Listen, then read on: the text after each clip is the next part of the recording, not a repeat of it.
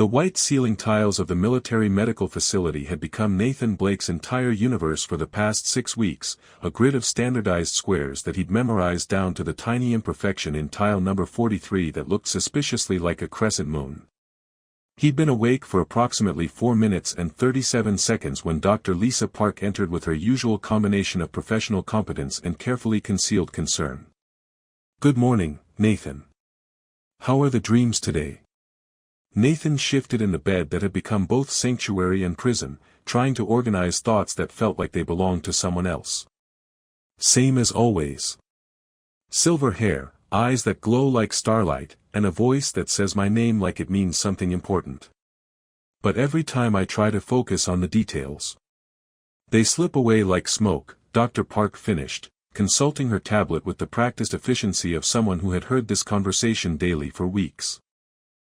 "The neural reconstruction therapy takes time, Nathan. 3 months of missing memories don't rebuild themselves overnight." 3 months. Nathan stared at the ceiling and tried to imagine a quarter of a year vanishing from his life like a deleted file.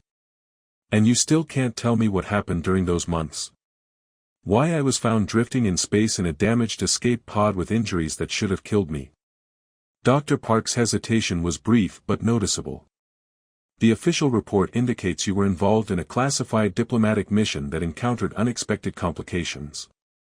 The neural damage appears to have resulted from exposure to exotic energy patterns that required extensive reconstructive therapy." "Exotic energy patterns," Nathan repeated. "That's what caused these?" He gestured to the collection of scars across his chest and arms.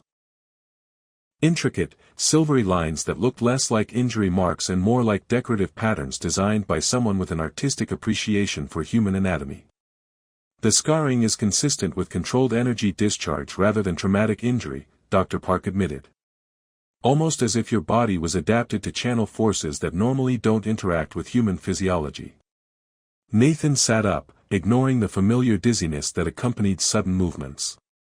6 weeks of physical therapy had restored most of his strength, but something fundamental felt different about his body, as if he'd been fine-tuned by someone who understood systems he'd never heard of. "Dr. Park, I need you to be honest with me. What aren't you telling me about those missing months?" She looked at him with the expression of someone caught between professional obligation and personal sympathy. "Nathan, some information is classified above my clearance level. What I can tell you is that your case represents unprecedented recovery from neural trauma that our best specialists couldn't initially explain." "Couldn't initially explain, but can now." "We have theories. Hypotheses based on energy signature analysis and neural pattern reconstruction. But nothing definitive." Nathan swung his legs over the side of the bed and stood, pleased to discover that his balance had improved since yesterday's physical therapy session. "Show me my personal effects. Everything that was recovered with me." Dr. Park hesitated, then activated her tablet's security protocols. "Most of your belongings were standard military issue. Clothing, identification, basic survival equipment. However, there were a few items that didn't match our records of your assigned gear." She led him to a secure storage locker that required both their biometric signatures to open. Inside, Nathan found the expected collection of military equipment alongside 3 items that made his chest tighten with inexplicable recognition. The first was a small crystalline pendant that seemed to contain its own internal light source, pulsing with soft silver luminescence that matched the rhythm of his heartbeat. The second was a data pad containing notes written in his own handwriting, coordinates, energy calculations, and what appeared to be poetry in a language he didn't recognize but somehow understood. The third item was a standard military-issue notepad with a single page containing coordinates and a phrase written in his careful handwriting, Sector Zeta 9, Station Deep Echo. "Until the stars remember." "Until the stars remember," Nathan murmured, and the words felt like a key turning in a lock he hadn't known existed.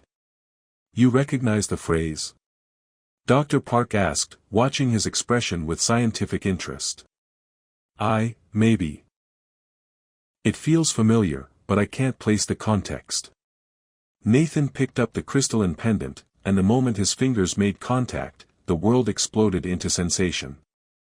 For exactly 3 seconds, he experienced a flood of memory, a woman's face framed by silver hair, her elongated, pointed ears indicating a species he should recognize but couldn't name, her luminous eyes filled with desperate love as she pressed the pendant into his hands.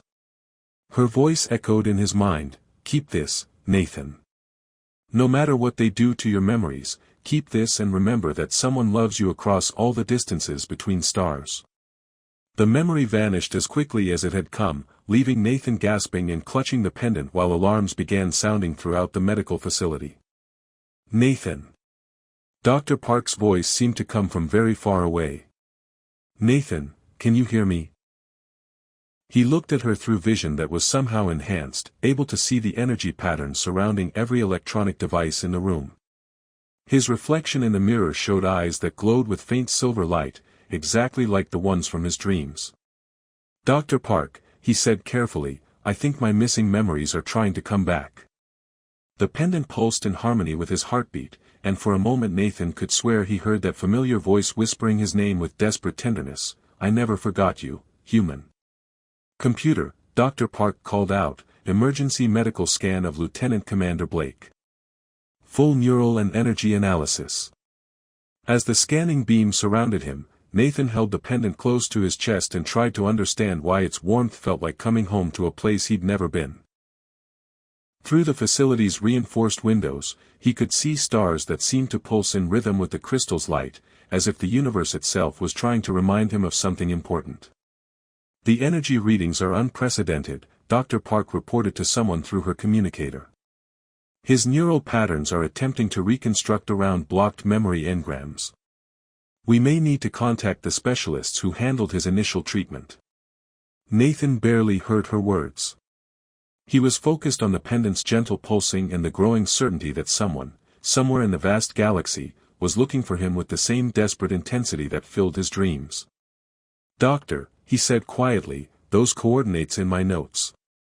Sector Zeta 9. What's there?" Dr. Park's pause told him everything he needed to know. "That sector is classified, Nathan. Restricted space due to ongoing xenobiological research activities." Xenobiological research. Nathan looked at his reflection again, noting how his eyes continued to glow with that impossible silver light.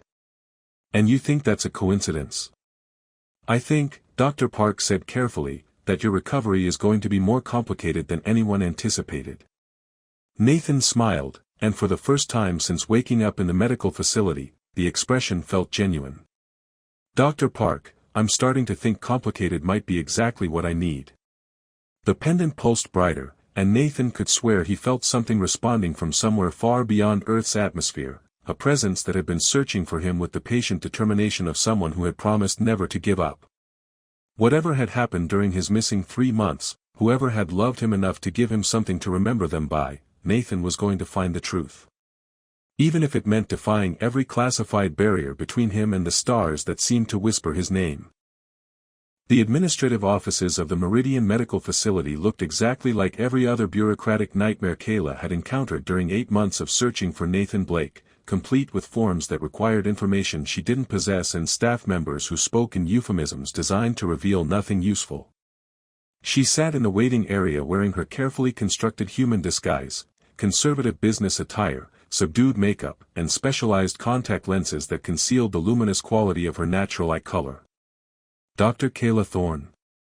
A receptionist called her carefully chosen alias, and Kaela rose with the practiced composure of someone who had spent centuries perfecting the art of seeming unthreatening.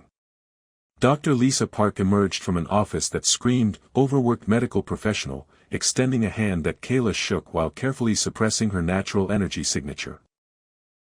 The brief contact was enough to sense the woman's exhaustion, her genuine concern for her patients, and her frustration with bureaucratic limitations that prevented her from providing optimal care. "Dr. Thorne, thank you for responding to our consultation request so quickly. Your research in xenobiological energy patterns is exactly what we need for Lieutenant Commander Blake's case." Kaela followed Dr. Park through corridors that hummed with energy signatures she recognized, the subtle resonance patterns that indicated Nathan's presence somewhere in the facility. After 8 months of following cold trails and diplomatic dead ends, being this close to him made her pointed ears vibrate with barely contained excitement. The patient's case is unprecedented, Dr. Park continued, consulting her tablet as they walked. Neural reconstruction after severe trauma, but his recovery has included developments that don't match standard human physiological parameters. What kind of developments? Kaela asked, though she suspected she already knew the answer.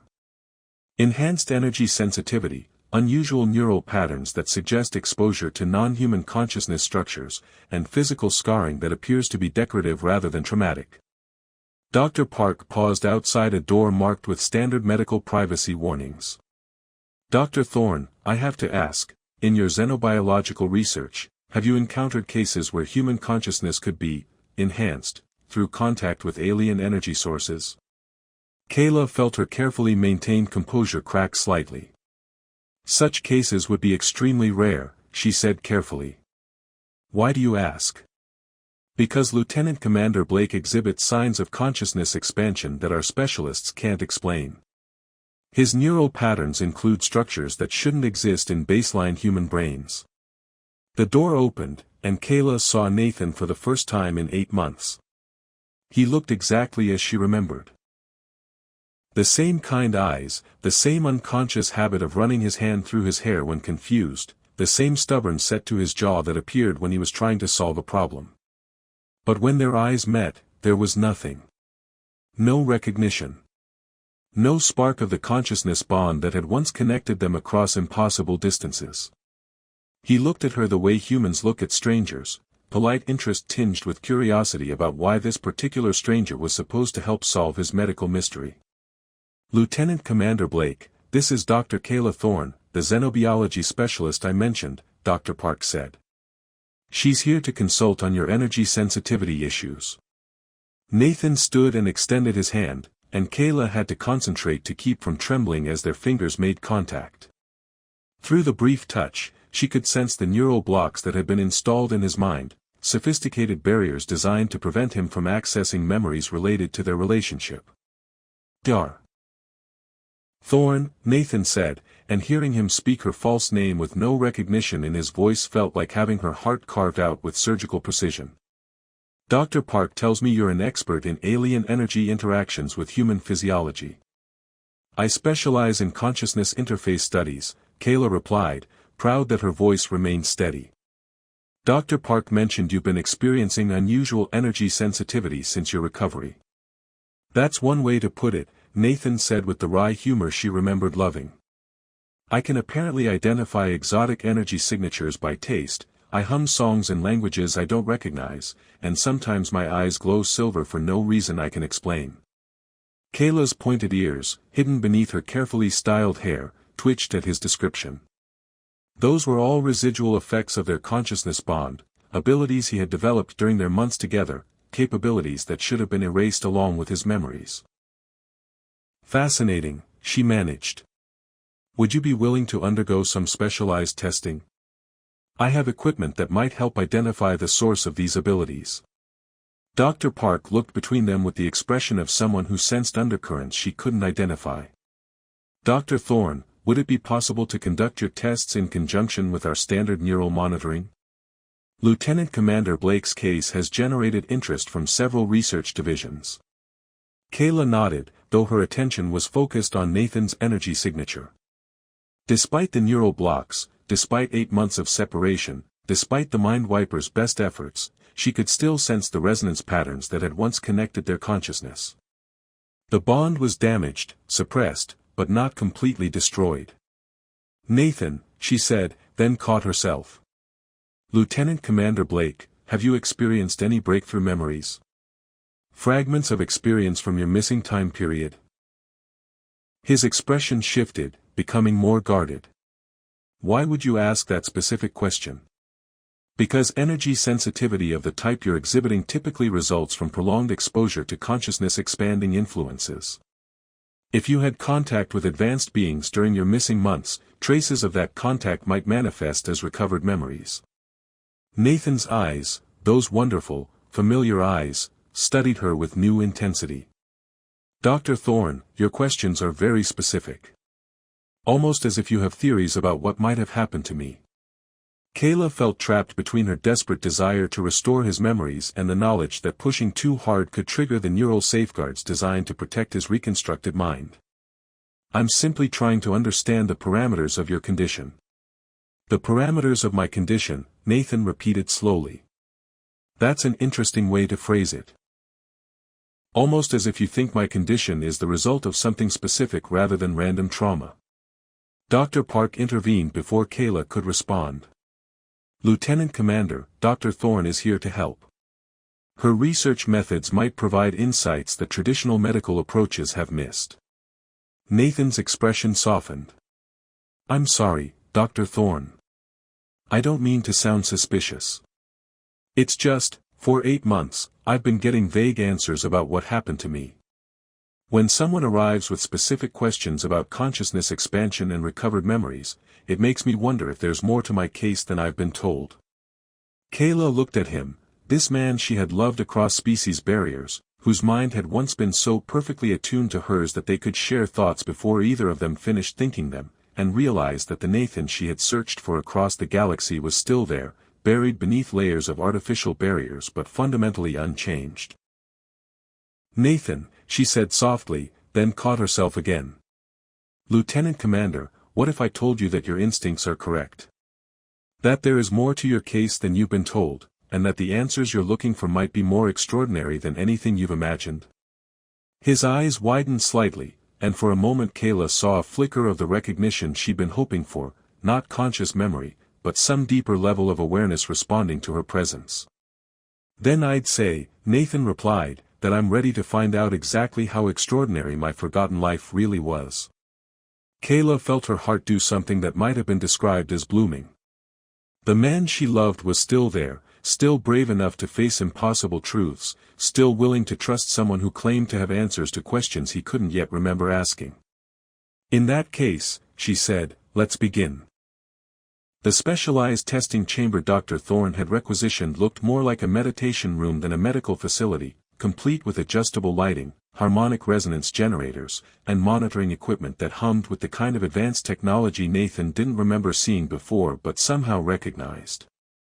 He sat in the center of the room wearing sensor arrays that tracked everything from brain activity to cellular energy fluctuations while Dr. Thorne calibrated equipment with movements that seemed far too precise for someone who had supposedly just learned about his case. The neural monitoring will track any memory breakthrough events, Dr. Park explained from behind reinforced observation glass. Dr. Thorne's resonance therapy has shown promising results in similar cases of consciousness-related trauma. Nathan watched Dr. Thorne activate devices that created gentle harmonic patterns, and the moment the sound began, something in his chest responded with a resonance that felt like recognition. Dr. Thorne, this equipment, it's not standard medical technology, is it? She paused, her hands still on the harmonic controls, and Nathan noticed that her fingers moved with the kind of practiced familiarity that came from years of experience rather than recent training. The resonance generators are adapted from xenobiological research protocols. They're designed to interact with consciousness structures that don't respond to traditional therapeutic approaches. Consciousness structures, Nathan repeated. You keep using terms that sound like you're talking about something specific. Something you've encountered before. Dr. Thorne's eyes met his through the soft blue glow of the harmonic field, and Nathan felt something shift in the air between them. Not quite recognition, but a sense of familiarity that made his pulse quicken in ways the monitoring equipment undoubtedly recorded. Nathan, she said softly, then seemed to catch herself. Lieutenant Commander Blake, I want you to focus on the harmonic patterns and tell me if they remind you of anything. Don't force the memories, let them come naturally.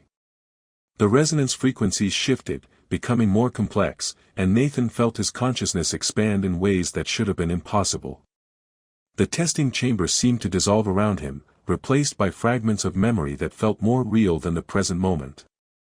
He saw himself aboard a space station he didn't recognize, standing in a laboratory filled with equipment that generated the same harmonic patterns currently surrounding him. Across from him stood a woman whose silver hair caught starlight from the observation windows and whose pointed ears identified her as a species he should remember but couldn't name. The consciousness interface is stabilizing, the woman said in the memory, her voice carrying the same melodic quality as Dr. Thorne's. Nathan, can you feel the resonance patterns? In the memory, his hands glowed with soft silver light as he reached out to touch controls that responded to his thoughts rather than physical manipulation. It's incredible, Kaela. I can sense the energy signatures of every living thing on the station. The name hit him like a physical blow. Kaela. The woman from his dreams, the owner of the voice that whispered his name with desperate tenderness. But as he tried to focus on the memory, pain lanced through his skull as neural safeguards activated to prevent him from remembering what he'd been programmed to forget. Memory cascade detected, Dr. Park's voice came through the intercom, tight with concern. Neural stress indicators are approaching dangerous levels. Nathan, stay with me, Dr. Thorne said, and her voice carried authority that came from experience with this exact situation. Don't fight the blocks, work around them. Focus on sensations rather than specific memories. The pain receded as Nathan followed her guidance, and he found himself experiencing emotional echoes rather than visual memories. The feeling of perfect understanding with someone who completed his thoughts. The joy of discovering that consciousness could be shared across species barriers. The devastating moment when that connection was violently severed by forces that viewed their relationship as a threat to galactic stability. I loved someone, he said aloud, tears streaming down his face without his permission. Someone whose mind fit with mine like puzzle pieces designed by the same cosmic intelligence. And they took her away from me. Through the harmonic field, he could sense Dr. Thorne's emotional state, a mixture of hope and heartbreak that resonated with his own fragmented memories. When he looked at her, really looked at her, Nathan began to notice details that his conscious mind had dismissed but his deeper awareness had recognized. The way she held her head when listening carefully, tilting it slightly to the left in a gesture that felt intimately familiar. The precise way her fingers moved across equipment controls, as if she had designed the interfaces herself. The subtle luminescence in her eyes that became visible when she was focused on something important. Dr. Thorne, he said carefully, have we met before? Before this consultation, I mean. Her pause lasted exactly 3 heartbeats too long. Why do you ask? Because every time you speak, some part of me wants to finish your sentences.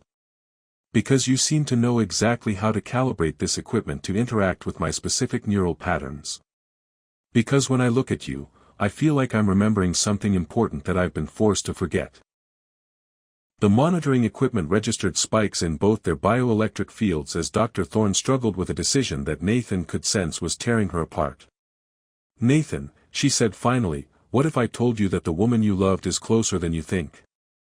I'd ask why she hasn't tried to contact me. Why she let me spend 8 months wondering if I was losing my mind. Dr. Thorne's composure finally cracked. What if she has been trying to contact you? What if she's spent 8 months searching the galaxy for you, following rumors and classified leads, using every resource and connection she had to find you? Nathan's enhanced consciousness processed the implications of her words alongside the resonance patterns that connected their bioelectric fields. Dr. Thorne, what's your real name? My designation among my people is Kaela Shadowmere, but you? She paused, her pointed ears becoming visible as her carefully styled hair shifted. You used to call me Kaela.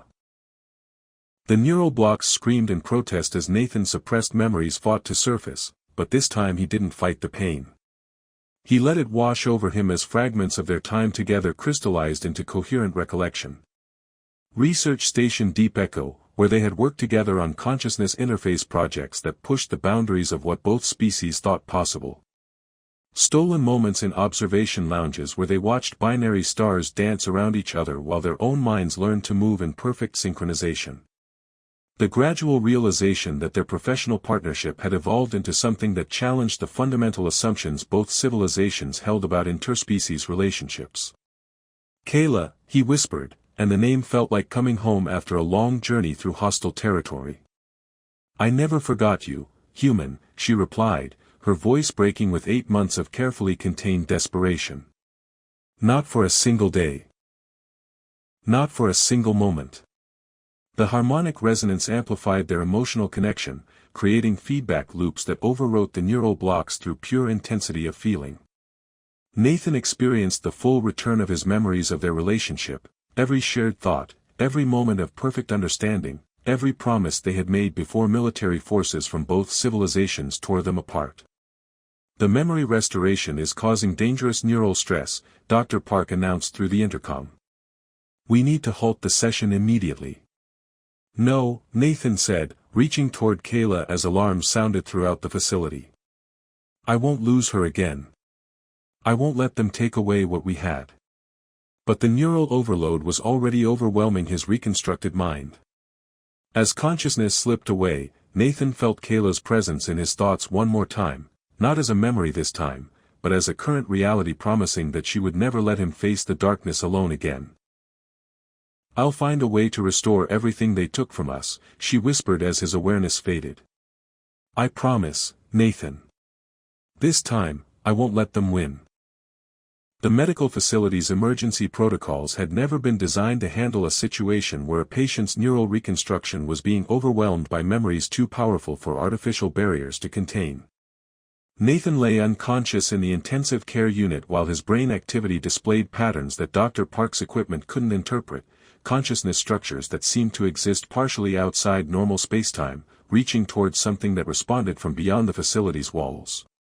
Kaela stood beside his bed, her human disguise abandoned in favor of the flowing robes and ceremonial jewelry that marked her status as a Shadowmere consciousness specialist. Her pointed ears rotated constantly as she monitored Nathan's energy signature through senses that human medicine couldn't replicate. Dr. Shadowmere, Dr. Park said, having adapted to the revelation of her consultant's true identity with remarkable resilience, the neural damage from the memory cascade is extensive. Our conventional treatments can't address consciousness structures that exist across dimensional barriers. Then we don't use conventional treatments, Kaela replied, her hands glowing with soft silver light as she began preparations for a healing technique that would risk both their lives. Shadowmere consciousness binding can bypass damaged neural pathways by establishing direct energy resonance with the patient's core identity matrix.